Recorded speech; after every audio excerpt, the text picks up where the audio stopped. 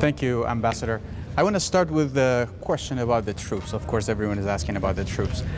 Some of the militia groups are saying combat troops, advisor troops. This is just a change of names. They're not. U.S. is not really withdrawing. What do you say to that? Well, Rudaw, first, thank you very much for the opportunity to speak to you and your viewers. Yes, the security issue has dominated much of the discussion. But let me remind everybody that, of course, our presence there is at the request, invitation of the Iraqi government. Ask us to come in and lead an international coalition to help the Iraqi government deliver a decisive and enduring defeat of ISIS. We've accomplished much of that mission, and we're at a stage now where we can assess what are the capabilities of the Iraqi forces, whether from the Peshmerga, the Iraqi security forces, or the counterterrorism forces, and what are their needs. That's the nature of the discussion. I would dismiss those who are criticizing this or anything, because what they're really resisting is they're resisting an Iraqi state. They're resisting a state that's able to provide security for the Iraqi people. They're resisting an Iraqi state that's able to provide jobs, predictability. That's what their resistance is. There's no occupation by any foreign force, certainly not by the U.S.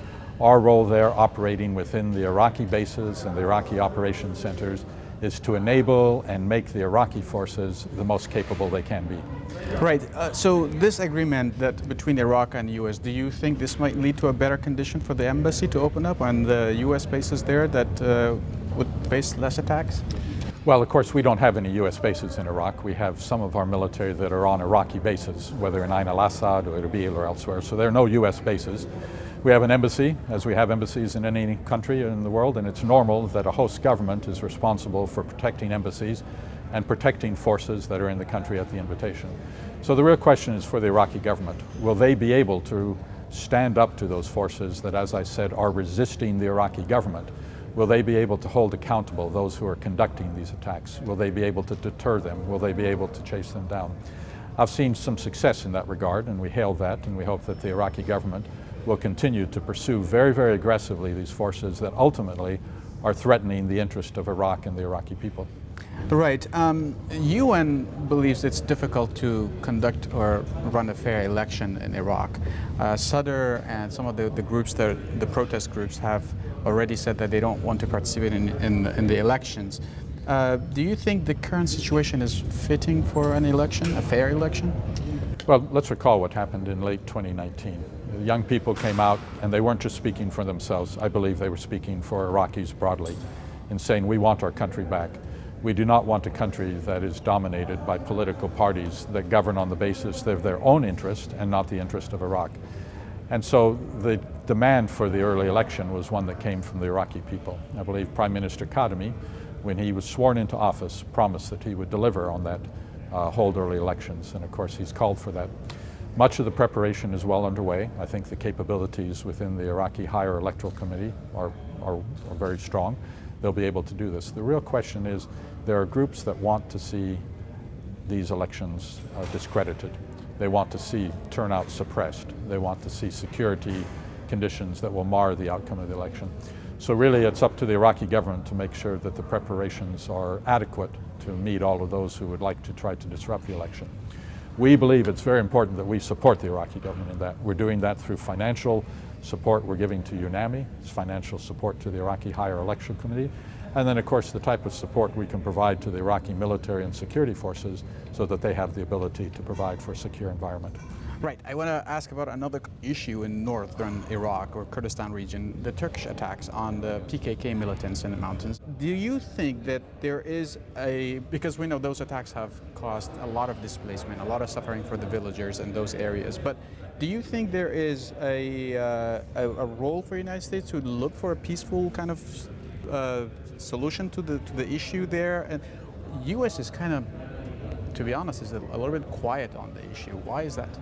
Well, I don't believe we're quiet on it, and I think that our interests are very, very clear, and we articulate them regularly. For the United States, we want to see a secure, stable Middle East. We do not want to see a region that consistently is displacing populations, creating humanitarian suffering, having extremist groups that threaten state institutions. We want to see that vision realized from the Mediterranean to the Persian Gulf. And Iraq has a crucial part in that. A secure Iraq means a secure region. So we want to see a strong, stable Iraqi state.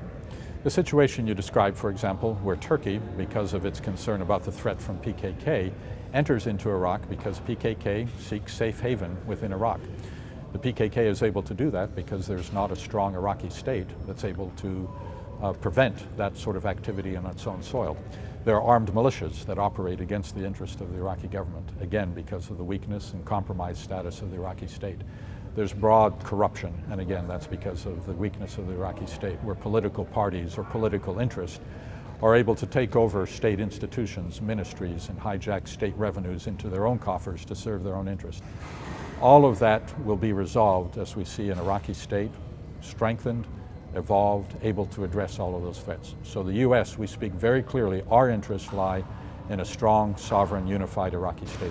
Right, and with that, we hear consistently that the U.S. officials say we also want a strong Kurdistan within that Iraq, that federal democratic Iraq.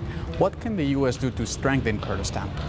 I think the Iraqi people, the Kurdish people, and those of federal Iraq have determined that the best way to deal with Iraq's very, very unique diversity is to have a federal state with an autonomous Kurdish region.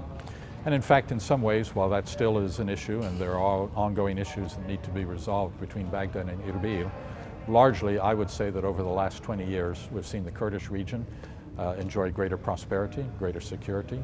They faced a tremendous threat from ISIS, which came quite close to Erbil and other areas, and yet they resisted. The Peshmerga, again with the support of the coalition and the US coming in, was able to hold them back. So you see the product of that. Greater security and stability in the Kurdish region has led to greater prosperity. We want to see that vision enacted throughout all of Iraq.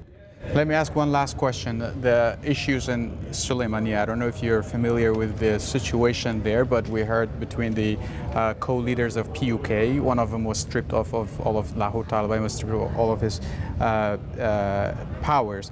How do you see the situation there in Suli? Well, again, we've welcomed that the PUK, along with the KDP, has entered into a unity government. We believe that was a very important step. The problem in Iraq, of course, is that many outside actors and inside actors are always looking for opportunities to try to exploit divisions in order to play out their own agenda. And that weakens Iraq. So our message to all of our friends in Iraq, whether Kurd, Arab, Shia, Sunni, is unify, work together, because you have people inside the country who represent extremist visions for Iraq, or you have people outside who are always going to look for every opportunity where they can find a division to get in and split it and exploit it. So work out these issues peacefully, productively. It's in your own interest to do so. Ambassador Tueller, thank you so much. Thank you very much, Raj.